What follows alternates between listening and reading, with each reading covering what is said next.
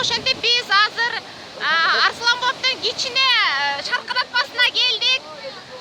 Биз жалгыз эмеспиз, мына канчалаган адамдар ушул жерди көрөбүз деп, мына аталар, апалардан бери келип атайын, атарды, жолгарды ушул жерде шаркыратманы көрүп, касиеттүү жерлерге зыярат кылып кетебиз деп келишти. Ошолордун катарында биз дагы барбыз. Эми шаркыратманы жанынан көрүңүздөр. Кандай керемет, караңыздарчы. Бийиктиги бир 30 метрдей, билбейм, андан деле көп болуш керек. Караңыздарчы, кандай сонун. Кандай керемет. Азыр жанында тургандын өзү бул бетиңизге кандай тамчылардын баары тамчылап, майда тамчылар адамды сергитип, жан дүйнөсүн баары тазарта турган ушундай сонун керемет шаркыратма. Мен мындай көп эле шаркыратма көрдүм эле, бирок ушунчалык чоң шаркыратманы азыр жанынан көрүп атам. Аябай сонун, керемет.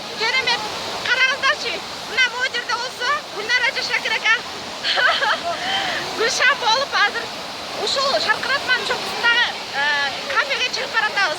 Буюрса, азыр мен дагы ошол жака барам. Рахмат. Мынакей апаларды караңыздарчы, аталарды караңыздарчы, кандай керемет.